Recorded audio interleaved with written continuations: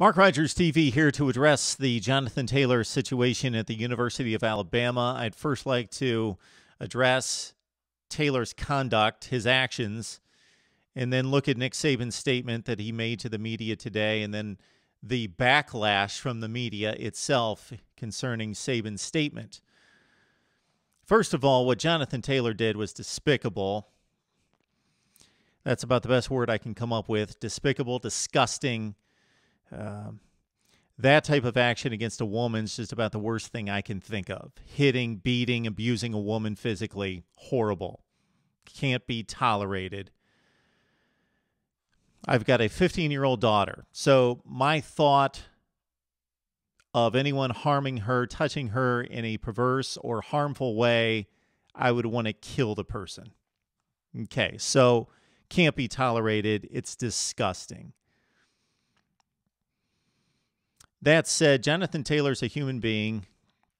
He's going to be back in society at some point. I believe it should be up to the courts and the legal process and law enforcement to determine when he's back in society. So he still has to go to trial.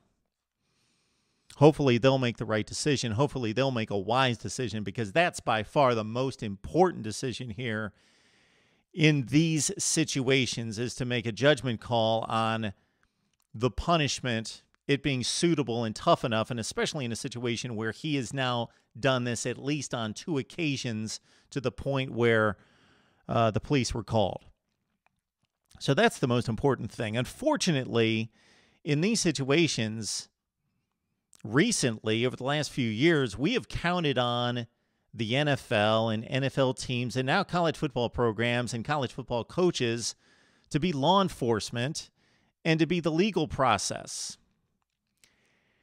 Law enforcement and then the legal process, especially the courts, they're responsible for determining whether this person is functioning at a place where they can be trusted in society. It's up to them. It's their responsibility. It's not the responsibility of the NFL or NFL teams, or in this situation, a college football coach or administration, to determine if this person is functioning in society, because whether he's allowed to play football or attend the University of Alabama, he's going to be in society and have the opportunity to conduct himself, hopefully positively, but have the opportunity to do this again based on the court's decision, not on Nick Saban's decision. So let's get that straight, because we're looking to Roger Goodell and the Baltimore Ravens and now the Alabama Crimson Tide, the university, the administration, and Nick Saban, like him not being able to play football is going to take him out of position to do this to another woman. That's not the case. Whether he's playing football at Alabama or not, the court's going to decide whether he has the opportunity to be functioning in society, not Nick Saban. Let's also understand that while this is a horrible thing, and we can rate wrongs against society, and we can rate people's behavior, we all need second chances. Do we deserve second chances? Some people say yes. I say no. That's my personal belief. Don't deserve a second chance.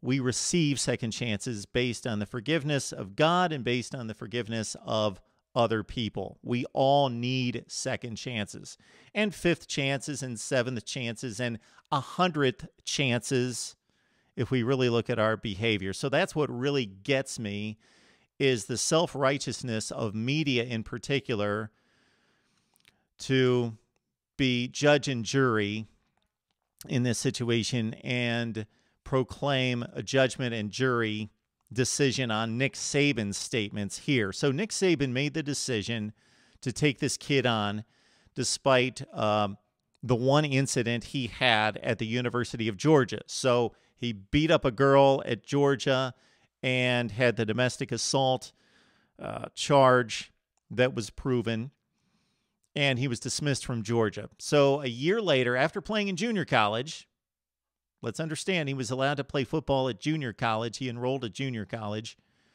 that Nick Saban took a chance on him. Nick Saban, nobody can predict the future. So we all need second chances. Nick Saban can't predict the future.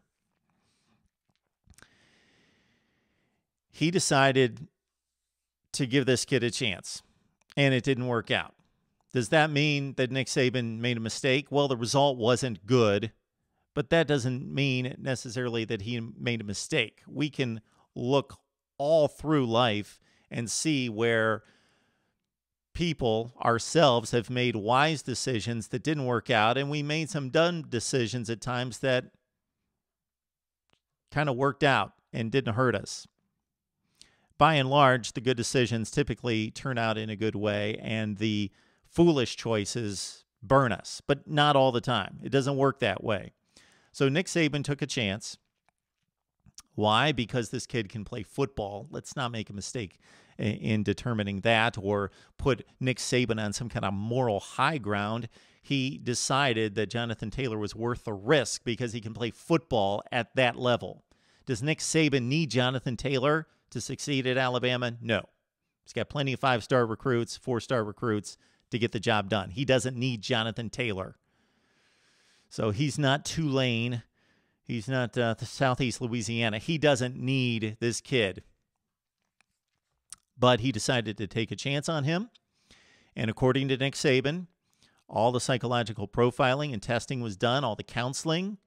This kid has done everything asked of him. And then he goes out and does the same thing. People don't typically change. I think they should be given the opportunity to change. The most important thing in all this is that the women who could possibly come in contact with Jonathan Taylor are protected. So I lean on the courts. I look to the courts to make the right decision. I certainly don't look to the media to make the right decision, whether it's concerning Ray Rice and how that was handled, or Adrian Peterson, or now Jonathan Taylor, because the media has proven to be nothing but self-righteous, telling people and leagues how they should conduct their business. Yes, it's part of their job to analyze a situation and hold people accountable to a certain extent. But the self-righteousness from the media is, I want to say, almost as disgusting as what Jonathan Taylor has done. Certainly not to that degree. I have a lot of thoughts on this one. Again, Nick Saban, did he make a mistake? Well, it depends how you define mistake. His decision didn't turn out. We all make mistakes. He didn't apologize for the mistake. He didn't apologize for his decision. He said that he's very sorry the way it turned out. He's going to continue to take second chances on players. I don't think these coaches can be in the business of coaching major college football at that level these days and not be taking some risk or chance on players. That's just how it plays out. You've got 105 kids on the roster. They're not all choir boys. This can't be tolerated.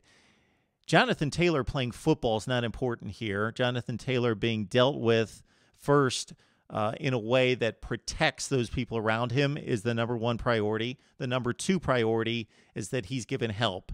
And hopefully he wants the help.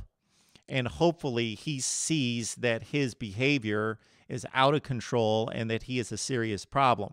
Hopefully those two things are in place and that Jonathan Taylor comes to peace and is able to manage and overcome, better word, not manage, overcome this problem and this issue in his life. And then beyond that, maybe he plays football. That would be great if he's able to do that, but it's not important. Nick Saban can't be held to some perfect standard that he's going to understand the future and know what's going to happen. He gave the kid a second chance. It didn't work out.